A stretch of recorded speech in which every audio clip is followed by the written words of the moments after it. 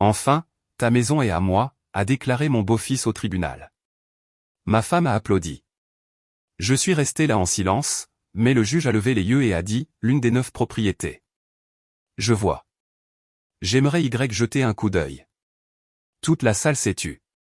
Le rire de Derek a claqué contre les vieux murs en bois, comme un clou mal enfoncé. Linda a applaudi sèchement, avec empressement, comme si elle concluait une affaire. Je n'ai pas scié. Je n'ai pas bougé. Puis, le juge a levé les yeux et a demandé, calme comme une chute de neige, combien de propriétés possédez-vous, monsieur Collins? Le son dans la pièce a changé quand il a dit ça. Les chaises ont arrêté de grincer. Quelqu'un s'est raclé la gorge, puis s'est ravisé. Le ventilateur au plafond continuait de tourner, lent et fatigué, brassant l'odeur de vieux vernis et de papier. J'ai compté mes respirations. 1, 2, 3. J'ai passé toute ma vie à compter. Cette partie-là était facile. Finalement, Derek a répété, plus fort cette fois, comme si le volume pouvait rendre la chose plus vraie, la maison est à moi. Il se tenait là dans son costume gris brillant, le genre qui a l'air cher jusqu'à ce qu'on le touche. Les cheveux plaqués en arrière avec trop de gel, le téléphone à moitié sorti de sa poche, comme s'il allait l'applaudir ensuite. 31 ans, et déjà convaincu que le monde lui devait des intérêts. Linda lui a souri. Ma Linda, ou ce qu'il en restait. Ses mains se sont jointes une fois de plus, polies, entraînées. Le bruit a atterri dans ma poitrine plus durement que n'importe quel marteau de juge. Je suis resté immobile. Si vous m'aviez dit, 10 minutes plus tôt, que le silence pouvait peser aussi lourd, je ne vous aurais pas cru. Le silence est mon uniforme depuis des années. Portez-le assez longtemps, et les gens pensent que c'est de la faiblesse.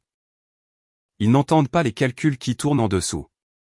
Le stylo du juge a plané au-dessus de son bloc-notes jaune. Il n'a pas regardé Derek. Il n'a pas regardé Linda. Il m'a regardé. L'une des 9 propriétés, a-t-il dit, presque pour lui-même. Je vois. J'aimerais y jeter un œil. J'ai senti la tête de Linda se tourner rapidement. Le sourire de Derek n'a pas bougé, mais quelque chose derrière ses yeux l'a fait. Une lueur. De la confusion peut-être, ou le premier faux pas dans une danse qu'il pensait connaître par cœur. Je m'appelle Raymond Collins. La plupart des gens m'appelleraient. J'ai 56 ans, je suis né et j'ai grandi à Peoria, dans l'Illinois. J'ai passé 30 ans à estimer des coûts de construction, des entrepôts, des centres commerciaux, des garde-meubles, des endroits que personne ne photographie. J'ai appris tôt que les hommes qui parlent le moins portent généralement les mètres les plus longs. Ce tribunal se trouve à 2 pâtés de maison de la place du centre-ville, en face du café où j'avais l'habitude d'attraper une tasse au goût de brûlé, à l'aube, avant les enchères. Les boiseries sont plus vieilles que Derek. J'ai vu des juges aller et venir. Ce sont des hommes et des femmes qui ont appris à écouter ce qui n'est pas dit. Je me tenais là dans mes bottes usées et ma vieille veste Carhartt, au col assoupli par le temps. La veste pour laquelle Linda me taquinait. Tu as l'air d'aller au travail même quand ce n'est pas le cas, disait-elle. Je suppose que c'était le cas. Le greffier a annoncé une courte suspension de séance. Le juge s'est levé, sa robe bruissant, et a disparu par la porte latérale. Le ventilateur continuait de tourner. Quelqu'un au dernier rang a chuchoté mon nom comme si c'était une rumeur. Derek s'est penché vers Linda. Tu vois, a-t-il murmuré. Je te l'avais dit. Il n'a rien. Rien est un drôle de mot. C'est ce que les gens disent quand ils ne savent pas compter. Dans le couloir, l'air sentait le nettoyant au citron et les manteaux d'hiver en train de sécher. J'ai posé ma paume contre le mur en parpaing et j'ai senti le froid traverser. C'est là qu'Hélène Foster s'est avancée à côté de moi. Elle ne s'est pas annoncée. Elle n'en avait pas besoin.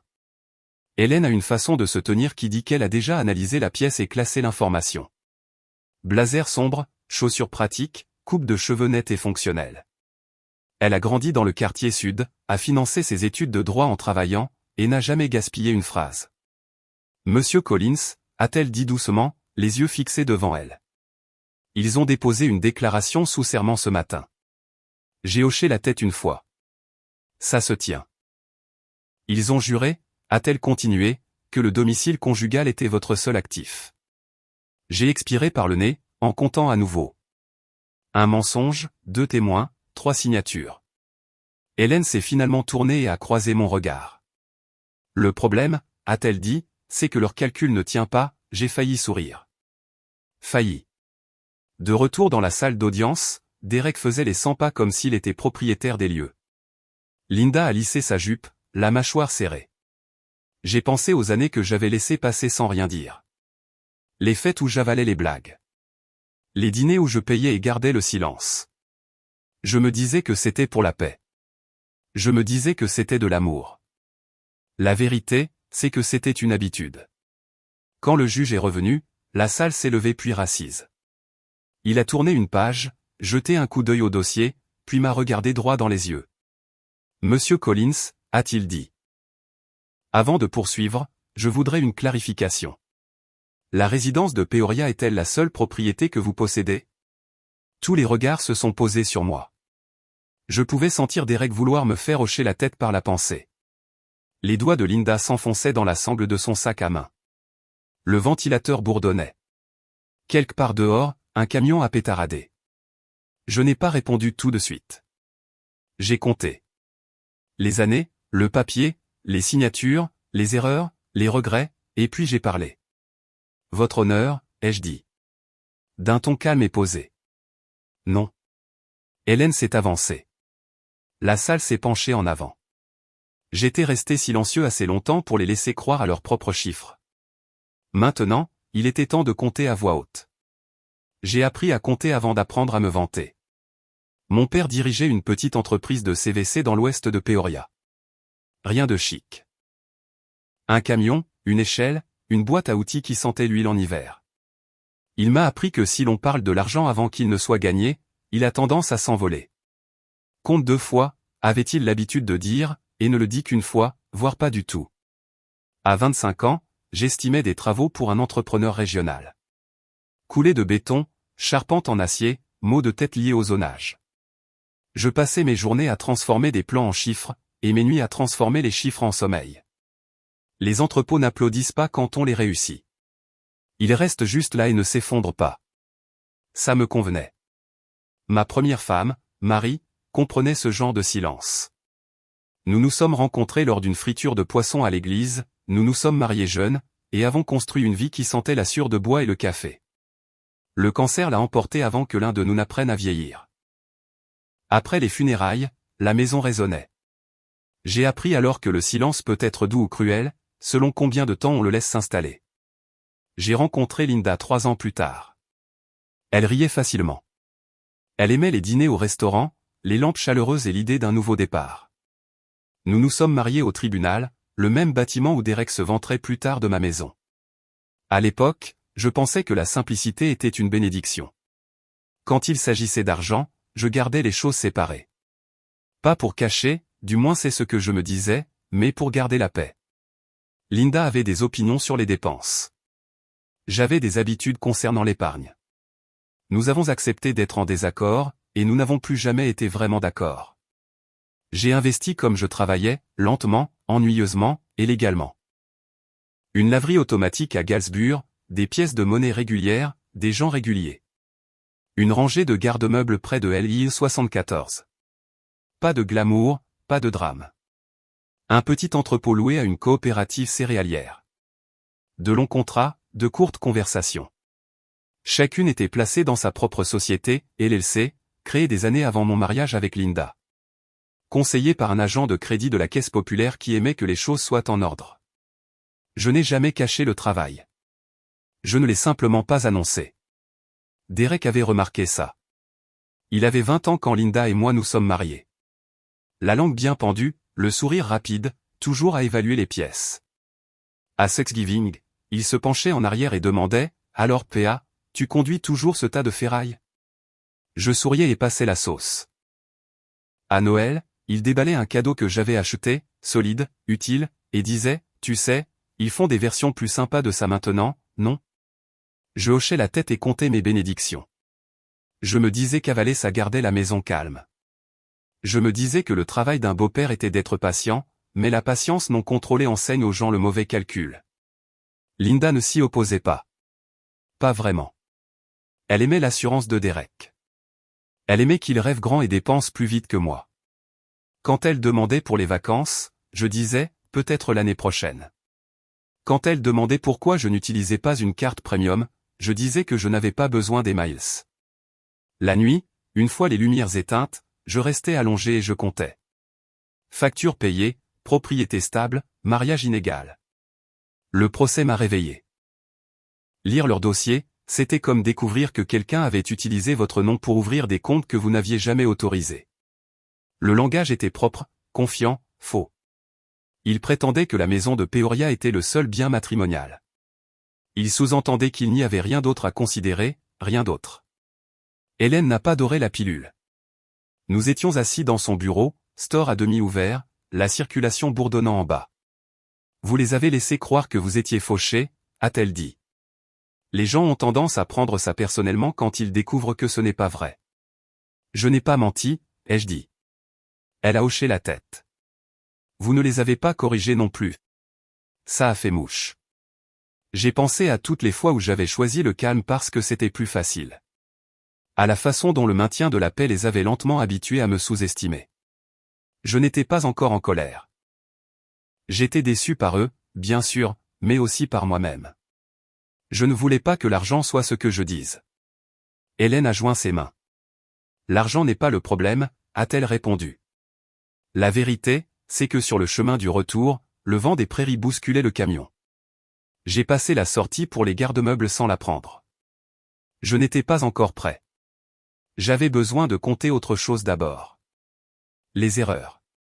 J'avais confondu patience et protection, silence et force.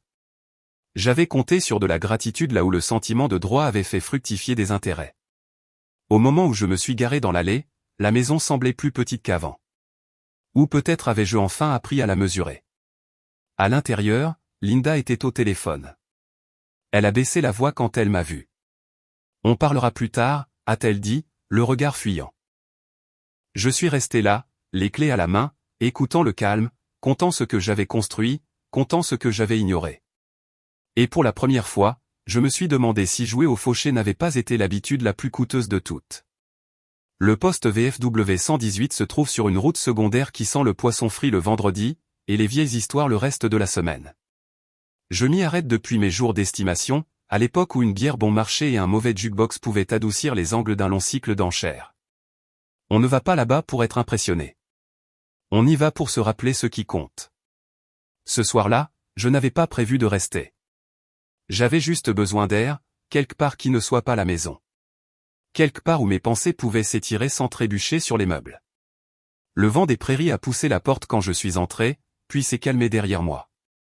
La chaleur a pris le dessus. Les néons bourdonnaient. Quelques vétérans discutaient tranquillement de l'équipe des Cubs d'il y a 10 ans. J'ai commandé une bière légère et pris le tabouret près du mur. Le jukebox s'est animé en grésillant. Mère Lagarde, peut-être, et j'ai compté les éraflures sur le comptoir en attendant que la mousse retombe. C'est là que j'ai entendu le rire de Derek. Il venait de la cabine du fond, assez fort pour couper à travers la musique. Le genre de rire qui attend de la compagnie. Je ne me suis pas retourné. Je n'en avais pas besoin. La voix de Linda a suivi, plus brillante que d'habitude, perchée au comme si elle essayait de paraître plus jeune qu'elle ne se sentait. J'ai orienté mon épaule et j'ai écouté. Derek a levé son verre. Au nouveau départ, a-t-il dit. Dans de vieilles maisons qui changent en fin de main. Linda a trinqué avec son verre. La glace a teinté comme de la petite monnaie. Tu l'as mérité, a-t-elle dit. Ma bière avait un goût plat. Derek a continué. Il le fait toujours. Le type a passé toute sa vie à compter des boulons et des briques, a-t-il dit. Il ne savait même pas sur quoi il était assis. Je veux dire, 9 propriétés, s'il vous plaît. S'il avait quoi que ce soit, on l'aurait vu. Quelqu'un d'autre a ri, pas assez fort. Ma main s'est resserrée autour de la bouteille. Le verre m'a mordu la paume. Les jointures sont devenues blanches, comme elles le font quand on essaie de ne pas bouger. Linda a prononcé mon nom alors, pas pour le défendre, juste comme une étiquette. Ray n'a jamais voulu plus, a-t-elle dit. Un type simple. Il aimait ça comme ça. C'était ça, la coupure. Ce n'était pas l'argent. Ce n'était même pas la maison. C'était la façon dont 30 ans de travail étaient réduits à une chute de blagues autour d'un jean bon marché. Dans cette pièce où des hommes portaient un toast au service et à la perte, mon silence était encaissé comme un chèque sans provision. J'ai compté jusqu'à 5, puis 10. Je pouvais me lever, aller là-bas, tout déballer. Je pouvais leur parler de la laverie qui payait pendant les récessions, des garde-meubles qui ne manquaient jamais un loyer, de l'entrepôt qui sentait le grain et la stabilité. Je pouvais regarder le visage de Derek se décomposer, mais je ne l'ai pas fait, parce qu'une fois qu'on parle, on ne peut pas choisir qui nous entend, et j'avais besoin de la bonne pièce. J'ai fini ma bière lentement, payé en liquide. Alors que je me levais, Derek a dit une dernière chose, plus fort que le reste. Demain, a-t-il dit, nous serons des hommes libres.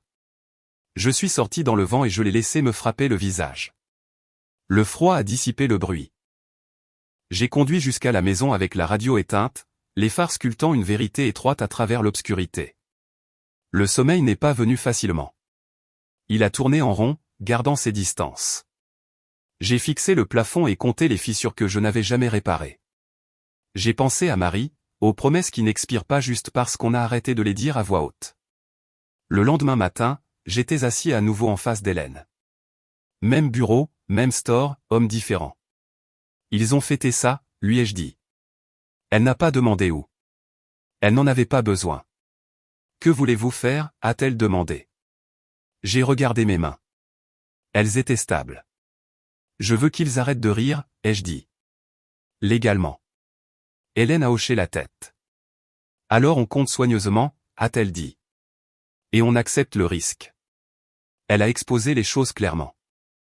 Derek avait signé une déclaration sous serment jurant que je ne possédais rien au-delà de la maison de Peoria. Cette déclaration n'était pas juste fausse, elle était sous serment. Si nous prouvions le contraire, ce n'était pas un malentendu. C'était une fausse déclaration. Peut-être pire. Mais elle a ajouté, une fois qu'on ouvre les livres, tout est visible. Ancien dossier, vieille signature. S'il y a une faille, ils essaieront de l'élargir. J'ai pensé à un formulaire manquant d'il y a des années. Un transfert que j'avais déposé pendant une tempête de neige, quand le greffier avait fermé tôt. J'avais l'intention de faire le suivi. J'avais compté sur ma mémoire. La dignité dit de s'en aller, a dit Hélène. La justice dit de parler. J'ai pris une respiration, je l'ai compté. Je l'ai laissé partir. J'en ai fini d'être exclu du compte, ai-je dit. Hélène a souri juste un peu. Alors, faisons le calcul. Le papier a une odeur quand il a dormi trop longtemps. La poussière, l'encre, et la faible morsure des agrafes métalliques qui ont tenu bon pendant des décennies. Je n'avais pas ouvert le coffre-fort du sous-sol depuis des années. Pas vraiment. J'ai tourné le cadran par mémoire musculaire, comme on le fait avec les vieux trajets pour rentrer chez soi, et j'ai écouté le clic qui signifiait que le passé était sur le point de parler. Hélène voulait tout. Pas de résumé, pas d'assurance. Les originaux si possible, les copies non. On n'impressionne pas les juges avec de la confiance, avait-elle dit. On les impressionne avec du papier. J'ai étalé des dossiers sur la table de la salle à manger comme un entrepreneur étalant des plans, documents de création de LLC, actes notariés, contrats de bail, vieilles déclarations d'impôts qui portaient encore la police d'écriture d'une autre décennie. J'ai compté chaque pile. 1, 2, 3. J'avais été prudent. La prudence paie généralement, jusqu'à ce qu'elle ne paie plus. Le vide me fixait depuis une liste de contrôles jaunes qu'Hélène m'avait donnée. Confirmation de transfert, 1998. L'intérêt dans l'entrepôt, celui que j'avais transféré de mon nom personnel vers une LLC lors d'une tempête de février si mauvaise que le tribunal avait fermé à midi. Je me souvenais de la gadoue sur mes bottes, du sourire fatigué du greffier. Je me souvenais m'être dit que je reviendrais chercher la copie tamponnée. Je ne l'ai jamais fait. J'ai conduit cet après-midi-là avec la radio basse, les essuie-glaces battant la mesure. Premier arrêt, la Caisse populaire sur Knoxville Avenue. Même bâtiment en briques. Même odeur de nettoyant pour tapis et de café. Une femme nommée Carole travaillait toujours au comptoir. Cheveux gris maintenant. Lunettes sur une chaîne. Elle se souvenait de mon père. Elle se souvenait de moi. On compte encore, a-t-elle demandé amicalement. J'essaie, ai-je dit. Elle a sorti les archives, lentement mais minutieusement. Nous avons trouvé la plupart de ce dont j'avais besoin. Pas la pièce manquante. Ensuite, l'entrepôt. Le terrain reposait silencieux sous un ciel pâle, le vent faisant vibrer le métal lâche sur le quai de chargement. Je me suis tenu là et je l'ai écouté cliqueter comme un vieil homme se raclant la gorge. Cet endroit avait permis à la nourriture de circuler quand d'autres choses s'étaient arrêtées. J'avais manqué la remise de diplôme de ma nièce pour conclure cette affaire. J'avais compté le coup à l'époque. Je le comptais maintenant. Au bureau des archives du comté, un jeune greffier a tapoté sur un clavier et a secoué la tête. Le numérique ne remonte pas aussi loin, a-t-il dit. Les vieux trucs sont stockés hors site. Jusqu'où, ai-je demandé. Il a haussé les épaules. Ça dépend de qui a fait les cartons. Ce soir-là, j'ai mangé un sandwich au-dessus de l'évier et j'ai pensé à toutes les fois où j'avais choisi plus tard. Plus tard est un mensonge qui facture des intérêts. Hélène a appelé. De la chance? Pas encore. Une pause. On continue de creuser, a-t-elle dit. Mais comprenez bien, s'ils sentent une faiblesse, ils vont s'appuyer dessus. Je sais, ai-je dit. Et je le savais. Derek s'appuyait sur tout ce qui pliait. 2 jours plus tard, j'ai conduit jusqu'à un garde-meuble à 1 heure de route, le genre avec de longues allées et des lumières fluorescentes qui bourdonnent comme si elles étaient fatiguées de travailler. Un employé du comté à la retraite nommé Bill m'y a rejoint. Il bougeait lentement, mais sa mémoire était vive. L'année de la tempête de neige, a-t-il dit en plissant les yeux. Ouais, on a mis en boîte un tas de trucs et on les a envoyés ici. Il a disparu entre les rangées et est revenu avec un chariot. Des boîtes en carton étiquetées au marqueur épais. J'ai compté mes respirations pendant qu'il cherchait. 1, 2, 3. Il a sorti un dossier et l'a posé. Celui-là. Mon nom était là, à l'encre délavée. Le tampon était net. La date était bonne. Le soulagement est une chose silencieuse quand on a vécu assez longtemps. Il ne crie pas. Il s'assoit. De retour au bureau d'Hélène, nous avons établi l'ordre. Pata pas accent grave-l'œil, clair. La laverie parlait d'elle-même. Revenu stable, pas de drame. Les garde-meubles faisaient pareil. L'entrepôt bouclait la boucle. Nous n'avons pas listé les 9 en détail. Nous n'en avions pas besoin. Nous prouvions que le compte était faux. Pourtant, le doute s'insinuait la nuit. Et si gagner signifiait perdre la dernière illusion que j'avais? Et si le silence avait été mon bouclier, et que parler me laisserait à nu? Hélène l'a vu sur mon visage. Ce n'est pas une question d'argent, a-t-elle dit. C'est une question d'être nommé correctement. Le matin de l'audience, j'ai mis la même veste. J'ai compté les boutons. J'ai laissé les clés de la maison sur le comptoir. Certaines choses ne se reprennent pas. Dans le couloir à l'extérieur de la salle d'audience, Linda est passée devant moi. Elle ne s'est pas arrêtée. Elle n'en avait pas besoin. J'avais déjà arrêté de faire semblant. Quand l'huissier nous a appelés, je me sentais calme, pas engourdi. Prêt. J'avais fait le travail. J'avais le papier. Quoi qu'il arrive ensuite, je ne serai plus dans la supposition. La salle d'audience sonnait différemment la 2e fois. Même mur, même ventilateur. Mais l'air avait du poids maintenant, comme un orage décidant s'il doit éclater. Derek se tenait plus droit qu'avant, menton levé, costume pressé. Linda était assise près de lui, mains jointes, lèvres serrées. Ils ne m'ont pas regardé, pas une seule fois. Je ne l'ai pas pris personnellement. Les gens évitent les miroirs quand ils ne sont pas prêts pour ce qu'ils montrent. Le juge est entré, s'est installé, et a feuilleté le dossier. Le papier a chuchoté. Une toux a résonné depuis le dernier rang. J'ai compté les secondes entre les respirations et j'ai senti mon pouls ralentir pour s'y accorder. Monsieur Collins, a dit le juge, nous allons poursuivre. L'avocat de Derek a parlé le premier, confiant, net. Il a répété la réclamation, la maison de Peoria, le mariage, l'hypothèse qu'il n'y avait rien d'autre valant la peine d'être discuté. Il a dit ça comme les gens disent des faits qu'ils n'ont jamais vérifiés. Quand il a fini, le juge a hoché la tête et s'est tourné vers Hélène. Madame Foster. Hélène s'est levée. Elle ne s'est pas précipitée. Elle n'a pas souri. Votre honneur, a-t-elle dit, nous commencerons par la pièce A. Elle a tendu un dossier au greffier. Il a glissé sur le bureau avec un léger raclement qui a porté plus loin qu'on ne l'aurait cru. Le défendeur possède une laverie automatique à Galsburg, a-t-elle dit.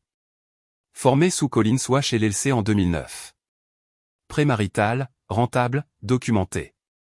Une onde a traversé la pièce. Pas forte, juste assez. Derek a déplacé son poids. Hélène a continué, pièce B, des garde-meubles près de l'Interstate 74. Titre de propriété et baux de Collins Storage Holdings inclus. Les mains de Linda se sont serrées. Ses jointures sont devenues pâles. Elle s'est penchée en avant comme si elle allait interrompre, puis s'est ravisée. Pièce C, a dit Hélène. Un intérêt dans un entrepôt loué à une coopérative céréalière régionale. Transfert confirmé en 1998. Elle a fait une pause, laissant la date s'installer. Le sourire de Derek s'est enfin fissuré. Pas tout d'un coup, juste un coin. Hélène n'a pas tout listé. Elle n'en avait pas besoin. Elle a posé la pile et a regardé le juge. Votre honneur, la déclaration sous serment soumise par Monsieur Derek Collins stipule que la résidence de Peoria est le seul actif de Monsieur Raymond Collins. Le juge a levé les yeux. Est-ce vrai? Hélène a hoché la tête. C'est juré, et c'est incorrect. La salle s'est penchée en avant. Les chaises ont grincé. Quelqu'un a chuchoté le nom de Derek comme un avertissement. Le juge s'est tourné vers Derek. Vous avez signé ceci. Derek a dégluti. Oui, votre honneur. L'avez-vous lu? Oui. Et au moment où vous avez signé, a dit le juge d'un ton égal, vous étiez au courant de ses autres propriétés. Derek a ouvert la bouche, l'a refermée, a regardé son avocat. Linda fixait droit devant elle comme si le mur pouvait offrir un abri. A commencé Derek. Le juge a levé une main. Attention, a-t-il dit. C'est le moment où savoir compter a de l'importance. Le silence est tombé. Pas le genre confortable. Le genre qui dit la vérité qu'il s'apprête à prononcer. Hélène a fini le travail. Nous ne sommes pas ici pour embarrasser qui que ce soit, a-t-elle dit. Nous sommes ici parce que les déclarations sous serment ont du poids, et que déformer les actifs devant le tribunal entraîne des conséquences. Le juge a hoché la tête une fois, puis il m'a regardé. Monsieur Collins, a-t-il dit, pourquoi ne les avez-vous pas divulgués plus tôt? Je me suis levé. Le plancher en bois semblait solide sous mes bottes. Parce qu'on ne me l'a pas demandé, ai-je dit, et parce que je faisais confiance à ma famille. Ce dernier mot n'a pas tremblé. Ça m'a surpris. Le juge m'a étudié un long moment. Puis il a regardé Derek à nouveau. La prochaine fois, a-t-il dit, c'est comme de la poussière. Apprenez à compter avant de jurer. Le marteau est tombé. Pas assez fort. Motion rejetée, a-t-il dit. Demande déboutée. C'était fini. Dehors, le soleil d'hiver perçait les nuages comme s'il avait un meilleur endroit où aller. Linda m'a rattrapé sur les marches, le souffle court. Ray. Je me suis tourné. J'en ai fini d'être un calcul facile, ai-je dit. Elle s'est arrêtée. J'ai continué à marcher. Le premier matin dans le nouveau condo était calme d'une manière que je n'avais pas ressentie depuis des années. Pas de placard claqué, pas de tension cachée dans les coins, juste le bourdonnement sourd du réfrigérateur et la rivière qui bougeait dehors comme si elle n'avait nulle part ailleurs où aller. Je me tenais sur le petit balcon avec une tasse ébréchée de café noir, la vapeur montant dans l'air froid de l'Illinois, et je comptais quelque chose de différent. Pas des actifs, pas des pertes, des respirations. La rivière Illinois glissait en contrebas, grise et régulière. J'avais conduit sur ce pont un millier de fois sans m'arrêter. C'est drôle comme la victoire vous ralentit plus que la défaite ne l'a jamais fait. Je n'ai pas déménagé là parce que je le devais. J'ai déménagé parce que je l'ai choisi. La maison de Peoria était toujours à moi, légalement, proprement, mais elle ne ressemblait plus à un foyer. Certains endroits gardent vos souvenirs en otage. Lâcher prise n'est pas une faiblesse. Parfois, c'est le dernier investissement intelligent que l'on fait. Une semaine après le tribunal, j'ai signé des papiers pour faire don de l'une des plus petites propriétés, l'intérêt du bail de l'entrepôt, à un programme de logement local géré par une église du côté sud. Pas de presse, pas de plaque, juste une poignée de main d'un homme qui m'a regardé dans les yeux et a dit « Cela aidera les gens à dormir plus au chaud ». C'était suffisant. Linda a appelé 3 fois avant que je ne réponde. À la 4e, j'ai décroché. Sa voix semblait plus petite, comme si la pièce autour d'elle s'était enfin vidée. « Ray », a-t-elle dit, et s'est arrêtée. Le silence s'est étiré. Je ne savais pas, a-t-elle dit finalement. Pour les propriétés, pour tout ça. Je me suis appuyé contre la rampe du balcon et j'ai regardé une péniche remonter le courant. Tu en savais assez, ai-je dit. Tu savais pour qui tu applaudissais. Elle a pris une inspiration brusque. Je n'ai jamais voulu dire. Je sais, ai-je dit. Et je le savais. Les gens pensent rarement les dommages qu'ils causent. Ça ne les rend pas imaginaires pour autant. Il fut un temps où j'aurais comblé le silence pour elle. Je l'aurais adouci. J'aurais compté son confort avant le mien.